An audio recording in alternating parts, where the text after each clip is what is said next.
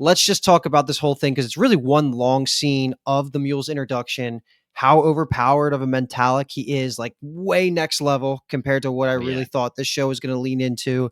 But I think we can really talk about it all because he kind of just becomes the warlord and owner of this planet all within 5 minutes after flexing his new psychic abilities on screen. So that's where we're at, man. And it was a crazy intro to start season 3. The power of compulsion could be OP, and I squeaked just for you guys for that. We'll see. We talked about it last season. There's going to have to be some training to defend for Gale, maybe Harry. I don't know if you can defend if you're not a mentalic.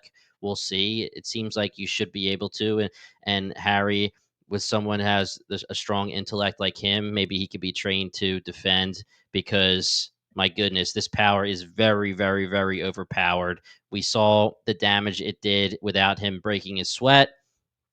I really liked the actor. Kyle, let me ask you this question. At the end of last podcast episode, when we were talking about the finale, we were talking about the Mule, and we were talking about how he was going to act. Well, I don't think he was exactly what you were wishing for, Kyle. There was a little bit of humor to him. Playfulness, and I'm not saying like he's trying to cocky be playfulness. comedic, but yes, cocky playfulness. How did that come off for you? It's okay to me at the moment.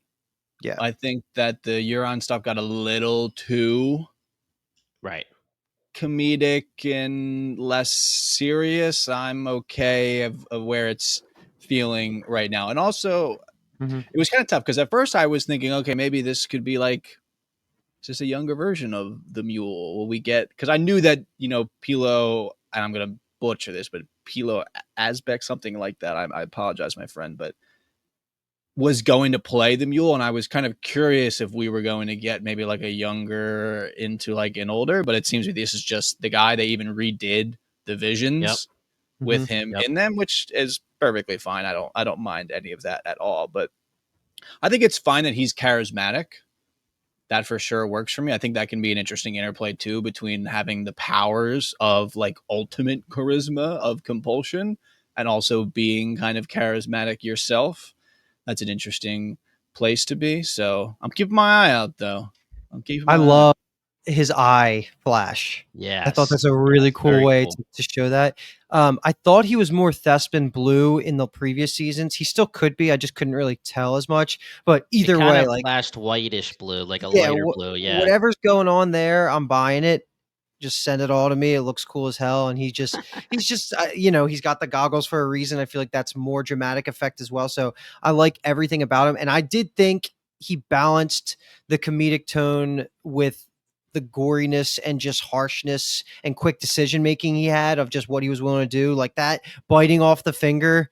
Oh my God, man. Yeah. I like the second it wasn't pulling off his finger, I was like, something crazy is about to happen here. He just bites his own finger off and then says, shoot yourself in the head. Like, just a wild start for him. And you could see how big of a deal this was because it kind of permeated through almost every single one of the other buckets we're going to go through here after we leave this planet. Everybody like reacting to the news. Somebody called him like a pirate. So this is really like his upstart of how he's gaining power.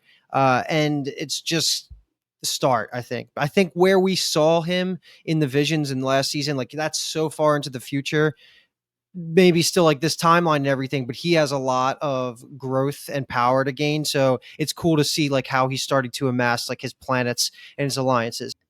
For anyone who is new to this podcast, we just want to remind our listeners that have been listening since season 1 and the new listeners, we have no book knowledge. We know the Mule is in the books, but we don't know anything about the books. So we don't have any spoilers.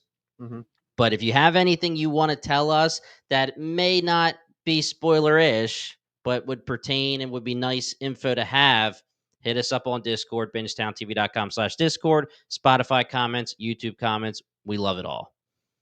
There was a quote here that made me a little unsteady about the brother Constant and Hober Mallow being either the Mule's parents or ancestor.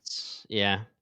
He mentions, my parents considered me stubborn, which isn't necessarily ruling that out, but I think that in combination with we actually get a Mallow Yeah. character Yep. who's part of the Foundation makes me feel, again, a little unsteady. So I think we'll get an answer maybe about the Mule. It feels like that's maybe setting us up for some backstory things. We're literally getting him talking about my parents, or maybe that's just his little jokey joke because he's a charismatic guy and that's a little play on why he's called the Mule. But you know, I'm clocking that. I'm all over his ancestry. I'm interested in all that.